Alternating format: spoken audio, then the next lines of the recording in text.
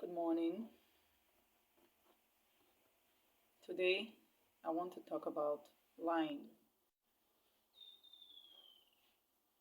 I noticed that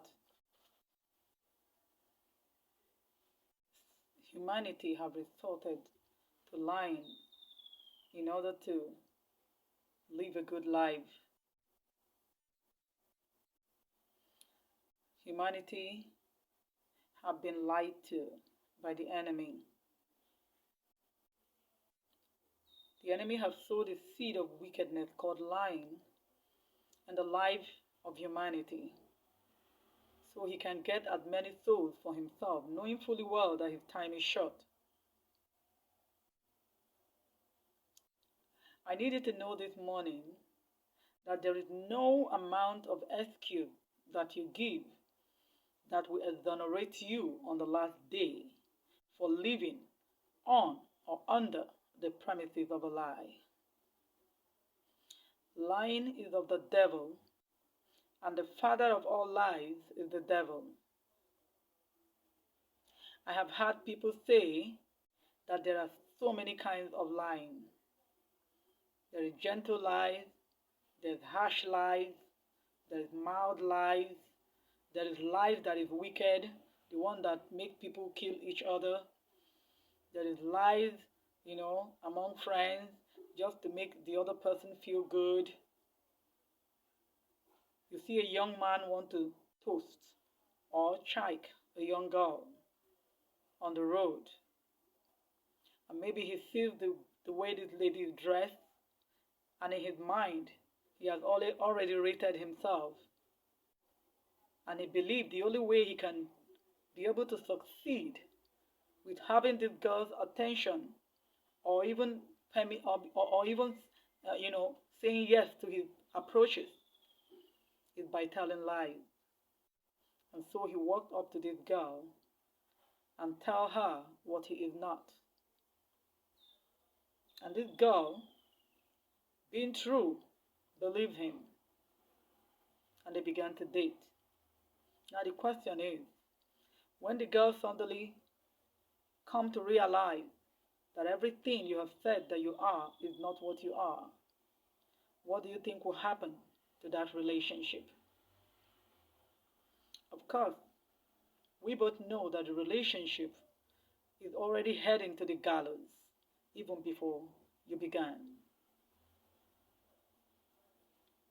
And from this you should know that lying does not pay.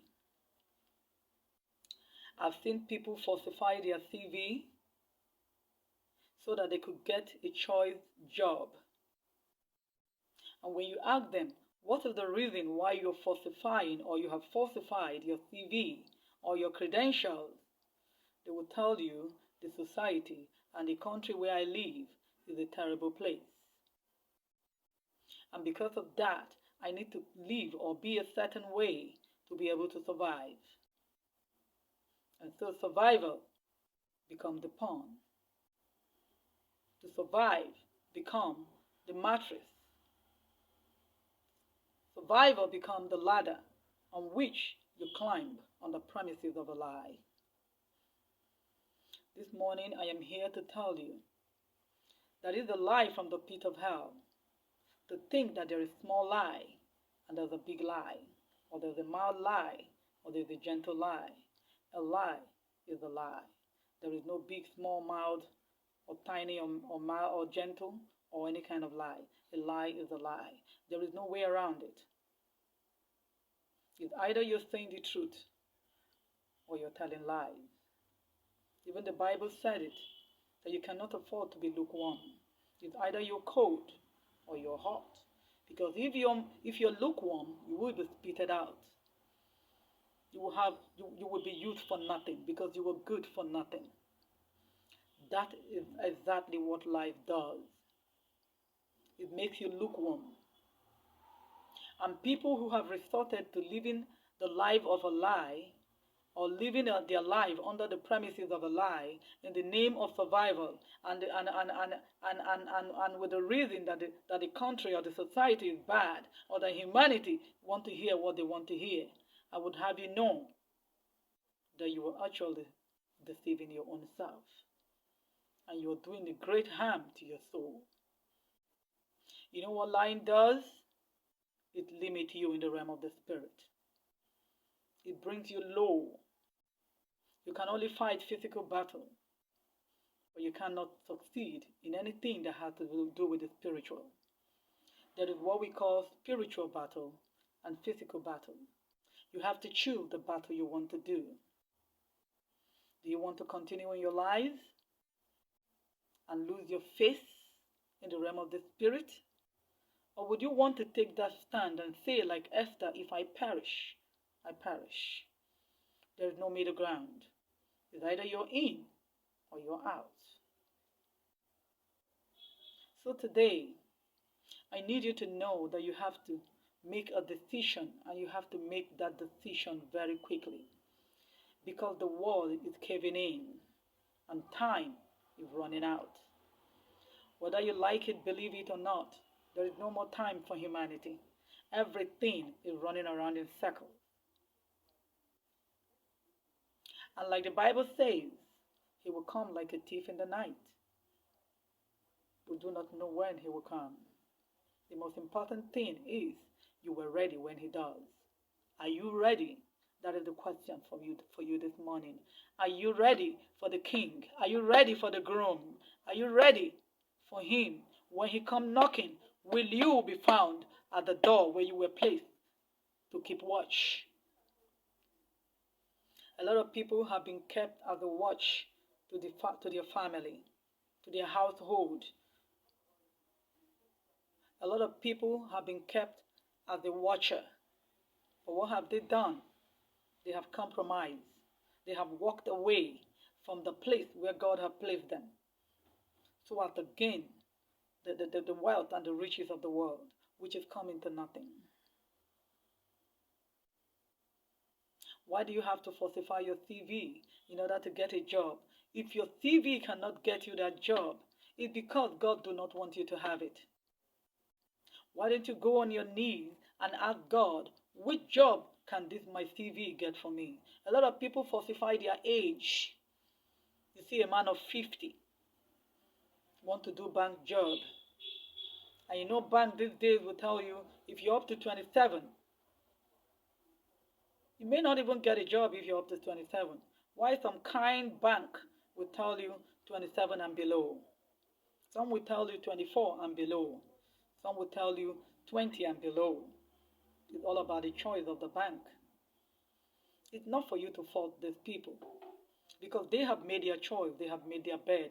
This organization, this company have made their choice. But you don't have to dance to the song that they sing. You can choose to create your own song and dance differently. You do not have to dance along with the crowd, because God do not have business with the crowd. He only has business with a few selected chosen ones, those who have been set apart to do the works of the end times of the kingdom of God. The end time army of God have been set aside. Are you one of them? If the job you're looking for, you're too old for it, or your CV, is below the standard of what they want, you get on your knees and ask God to give you your own field that he has blessed for you, to create for you your own uncharted regions, so that you can begin to till your own soil and walk your own field. That is the way to pray. That is why you are an exception in your generation.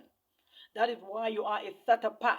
You cannot afford to be among the crowd. If you're with the crowd, you will die with the crowd.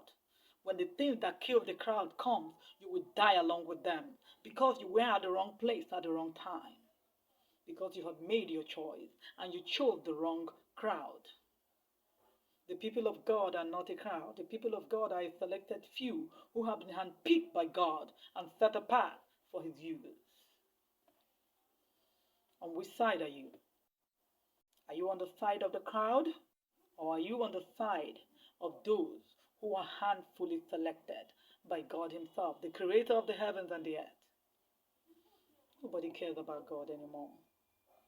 If you care about what God thinks, you will know God. You will know that God is greater and more powerful than everything that you're going through. If your CV says that you're 50 years old, then that should be what you are. God will give you a job or a field that is meant for 50-year-old men. But you have to act in the genuinity of your heart. You have to believe that God is capable of doing this thing. You have to first realize in your heart that there is something wrong with moving with the crowd and decide to set yourself apart for his work and good pleasure. Then you can ask and he would answer. You don't expect to live under the premises of a lie. And when the problem that comes with the place where you have lied to be come, you run to God and say, Lord, have mercy. The Lord will only show mercy on whom he will show mercy on. But first you have to be what? Showing mercy. You have to have first come out from the crowd. You have to have first make a decision in your heart that I will not be with the crowd anymore. I will not lie. I will not be like these people. I will not do things a certain way because other people are doing it, or because that is what the society thinks that you would do, or because that is what the country is about, or because the country is going down, and because of that you have to go down with the country. No, that is wrong. Your foundation is already set wrong even before you begin. You cannot see or get anything good from the Lord except you first turn away from the ways of the world. You cannot expect God to come and begin to plant on a ground that is already filthy. You cannot expect God to come and sow on a field that is already messed up. You have to first clear your field. That is how it is done in a field. When maybe you're a farmer and you want to sow seed. Do you go sow your seed on a field that is filled with thorns and briars? No. You first of all clear your ground of all the bushes, and then you till the ground, and then you can now see a clean place to begin to sow your seed. Then when you water the seed, what happens? When it grows, it grows outside of anything that has to do with thorns. God cannot plant anything new in an old wine skin. That is what I'm saying. You have to first make the decision to first of all clear all your old wines and then leave the container clean and empty for God to pour in the new wine. Whoever tells you that lying is the only way out is a lie. That person is already a liar.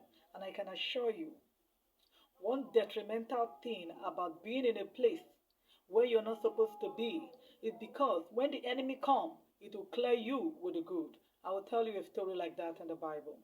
Remember Job? The first sons and daughters of Job?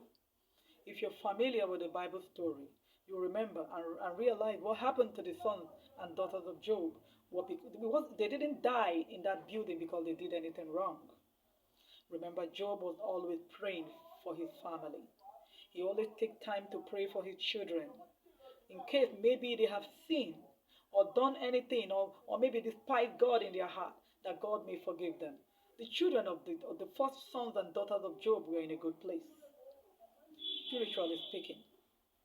But when the devil came, why was it that they were cleared, they were destroyed?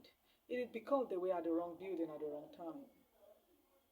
And all those people that came to wine and drink, I can assure you, if many of them did not attend that day, they would have been alive.